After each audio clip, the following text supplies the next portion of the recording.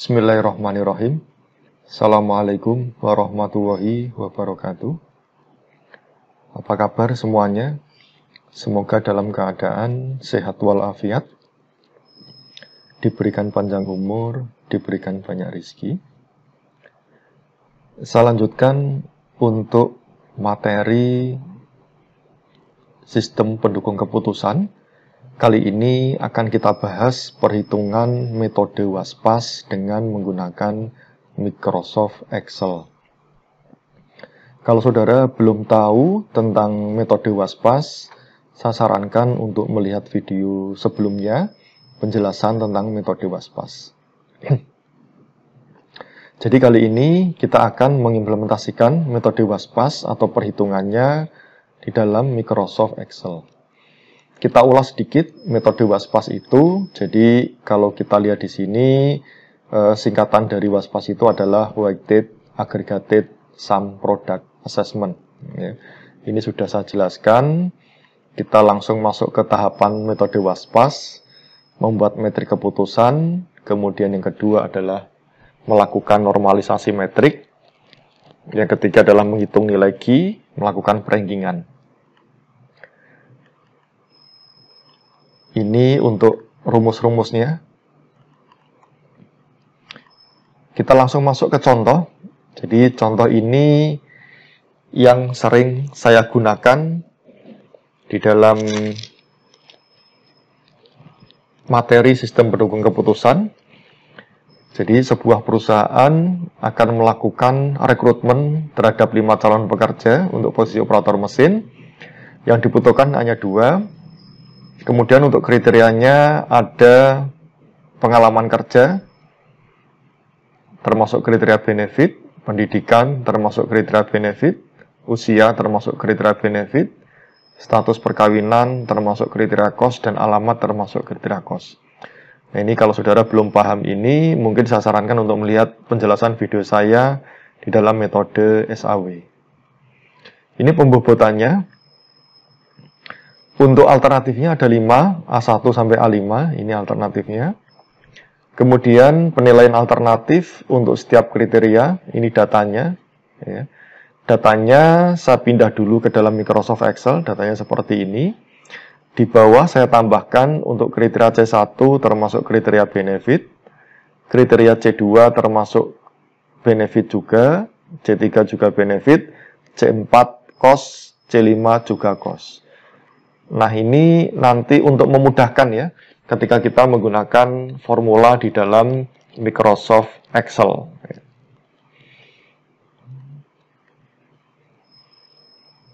Untuk tahap pertama, membuat metrik keputusan, ya, seperti ini, sudah. Ya. Kemudian kita masuk ke tahap kedua, yaitu melakukan normalisasi metrik atau X-bar.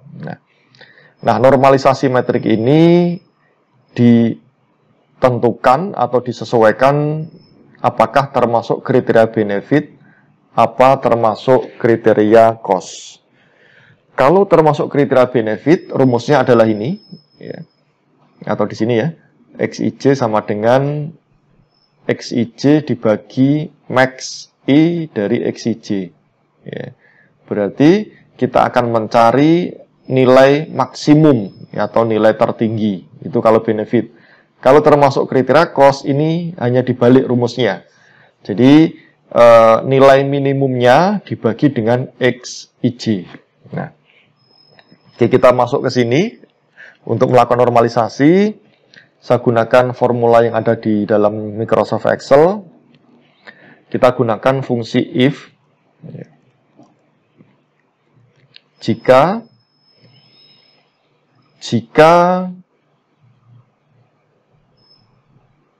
ini ya, jika B7 ya, jika B7 sama dengan benefit,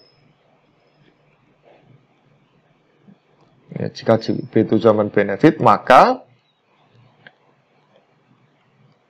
ini ya, XIJ berarti B2 ya, B2 dibagi ya,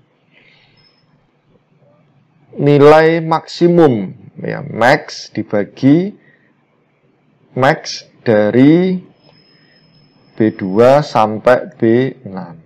Nah, ini perlu kita kita perhatikan supaya nanti kolomnya dan barisnya kita geser ke bawah dan geser ke kanan itu masih tetap, maka yang kita kunci adalah yang barisnya. Ya. B$2 dan B$6. Ya, termasuk ini juga B7 ya, ketika nanti kita geser ke kanan ya, ke C7, D7, E7 dan F7, ini barisnya tetap di angka 7 tetapi kolomnya berpindah, maka kita kasih tanda dolar di sini. Jadi bukan dua-duanya. Kalau dua-duanya berarti kolom ini dikunci baris dan kolomnya, tetapi kalau kita kasih sebelum angka 7 berarti nanti yang dikunci adalah barisnya. Jadi nanti ketika kita geser ke kanan, itu dia akan menyesuaikan, akan berpindah dari B ke C, ke D, ke E, ke F. Kita lanjutkan. Jika B7 ini sama dengan benefit, maka rumusnya adalah B2 dibagi max B$2 sampai B$6. Nah, kenapa B2 ini kita kasih dolar atau tidak kasih tetap ya? Karena ini nanti dia bergeser.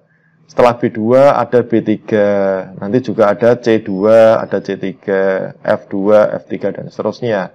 Sehingga B2 ini tidak perlu kita berikan tanda dolar, baik di baris ataupun di kolom. Ya. Kemudian kita kasih kurung tutup. Berarti kalau kondisinya benefit, maka kita gunakan rumus ini. Ya. Jika tidak, otomatis dia termasuk kriteria cost. Karena di sini pilihannya ada dua, benefit dan cost. Nah, jika cost bagaimana? Jika termasuk kriteria cost, kita langsung gunakan fungsi min, nilai minimum sama ya, dari B2 sampai B6. Kita kasih dolar di sini ya, B2 sampai B6. Kemudian kita bagi XIJ. Kita bagi XIJ-nya itu berarti ada di sini. Nah, kita bagi B2. Nah, kita kasih kurung tutup ya, karena di awal ini ada kurung buka. Nah, ini saya bacakan dulu. Jika B7 ini termasuk kriteria benefit, maka kita gunakan rumus yang ada di sini. Ya, kita gunakan rumus yang ada di sini. Jika tidak, maka dia otomatis termasuk kriteria cost. Kita gunakan rumus yang ada di sini. Ya, enter. Kenapa we found sama dengan benefit?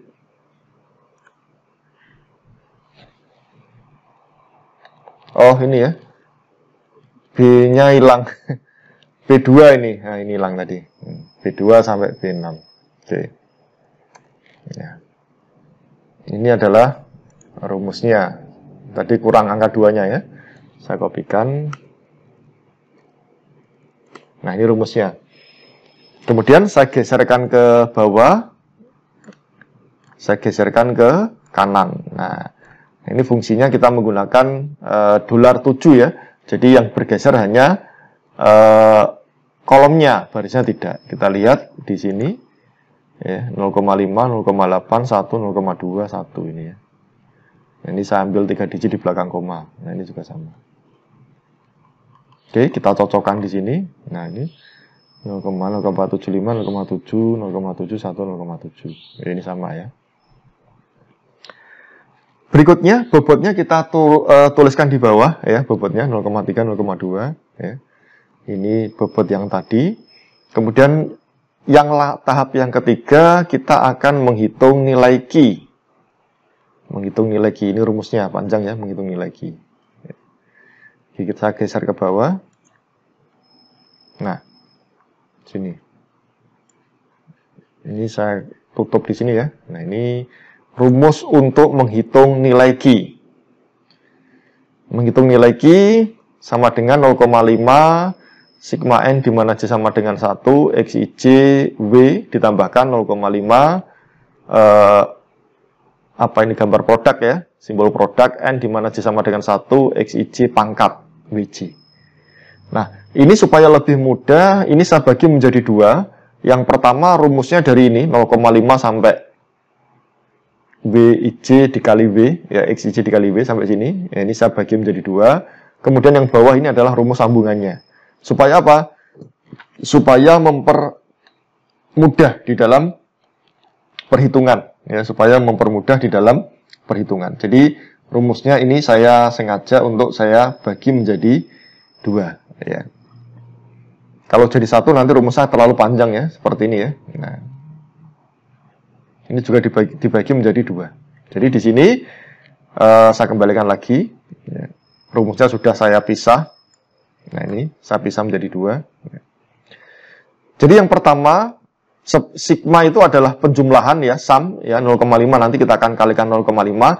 Kita yang cari dulu adalah XIJ dikali W. Ya, kita akan cari nilai XIJ dikalikan dengan W. Ya. Berarti di sini ini XIJ dikalikan dengan bobot. Ya.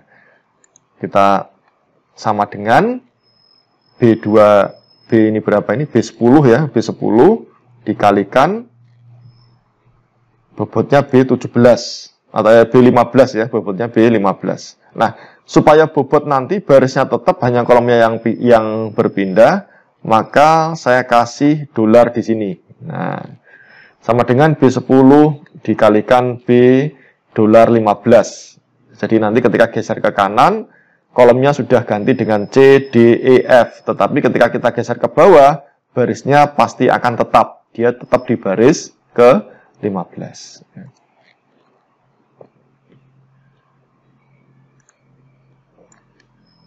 Saya geser ke bawah, geser ke kanan. Nah, ini rumusnya. Saya tuliskan dulu.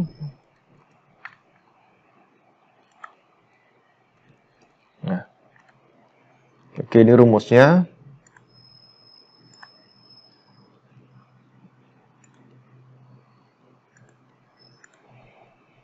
Kita sudah tahu rumusnya XIJ dikalikan W, ya. Kemudian sigma ini berarti penjumlahan, kita sum, ya. Kita jumlahkan dari sini. Kita gunakan fungsi sum sama dengan sum nilai ini, ya.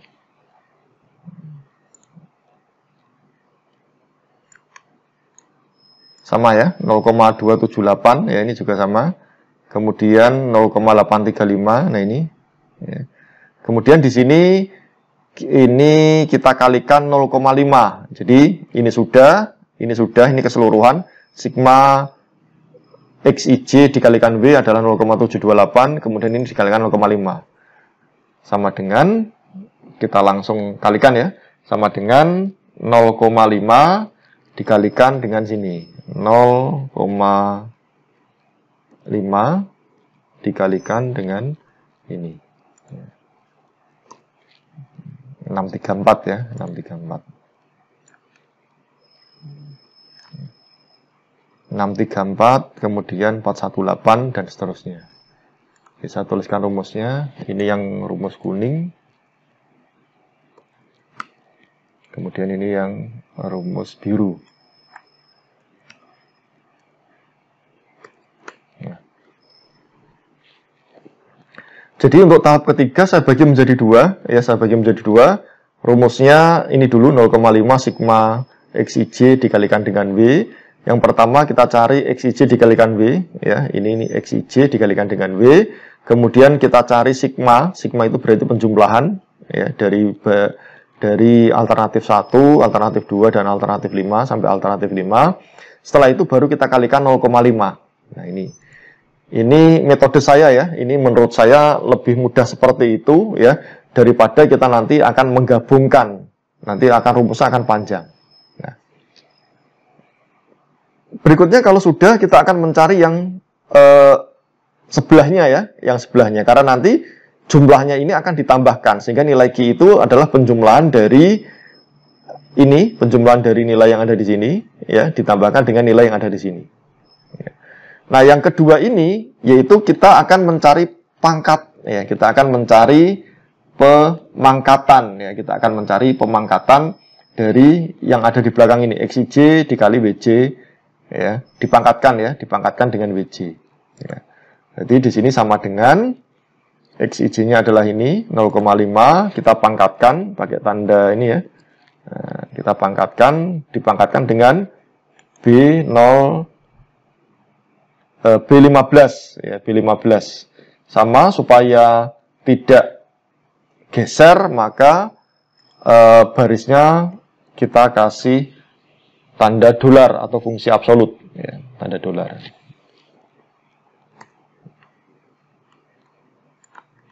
Kita geser ke bawah, kemudian geser ke kanan. Nah, bisa kita lihat ya, ini hasilnya. Kemudian kalau sudah, kita akan ke sebelah kanan ya, kita akan ke sebelah kanan. Nah, untuk ini ya, simbol ini itu adalah simbol perkalian. Ya, ini. Simbol perkalian. Ini kan sudah dipangkatkan ya, sudah dipangkatkan. Setelah itu kita kalikan dengan yang ada di sini. Ya, kita kalikan.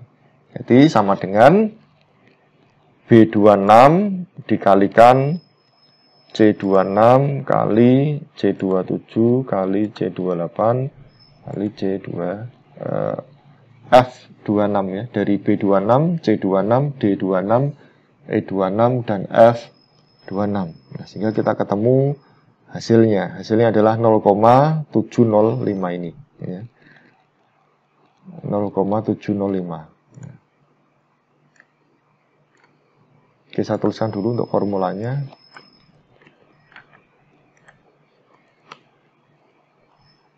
Oke, formulanya. Kemudian saya tuliskan di sini yang kuning. Ini perkalian ya. Perkalian ini dikalikan satu per satu. Kemudian di sini kita kalikan 0,5. Sama dengan 0,5. Kita kalikan dengan ini.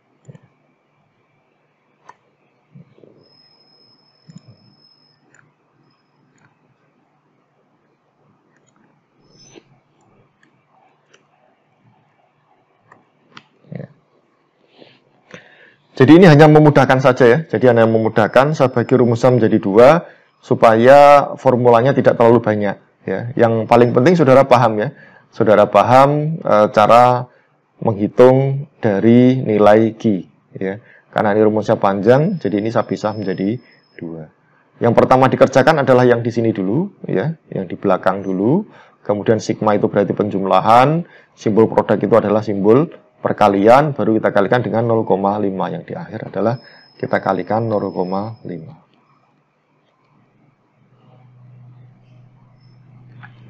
Nah, kalau sudah, berikutnya kita akan menentukan nilai Q. Nilai Q itu diperoleh dari ini ya, ini ditambahkan dengan ini. Nah, nilai yang sudah akhir itu yang ada di biru ini ya. Biru berarti sama dengan ini ditambahkan dengan ini.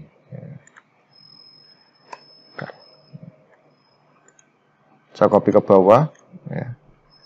0,717 kemudian 0,830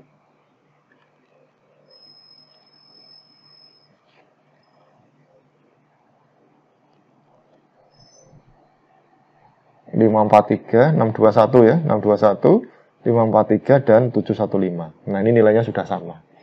Jadi, akhir nilai Q ini adalah penjumlahan dari nilai yang ada di sini ya, yang di rumus sigma ini, dan nilai yang ada di dalam rumus produk. Ya, gitu.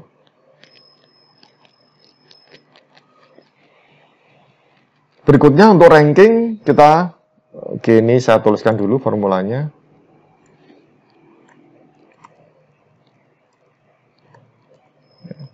Untuk ranking, sama kita menggunakan fungsi ring ya. Sama dengan ring dari B35 ya. B35 titik 2. Kemudian dari nilai keseluruhan ya. Saya kunci ya. Saya kunci semuanya pakai fungsi absolut F4 ya.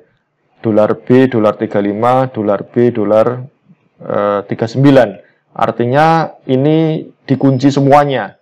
Sehingga nanti tidak bisa bergeser ya. Setelah itu titik koma kita pakai fungsi ascending ya. Ascending itu berarti diberikan dari nilai yang terbesar. Nilai yang terbesar adalah nilai yang terpilih atau ranking 1. ya. Nah, ini supaya lebih mudah kita hapus. Nah, kita hapus.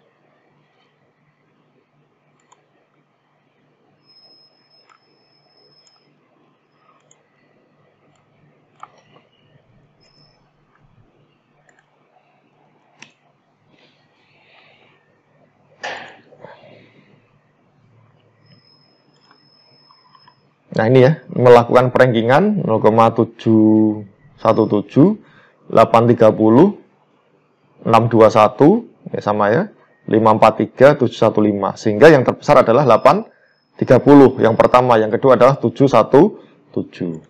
Jadi nilai terbesar ada pada A02, 0,830, dan A1, 0,717.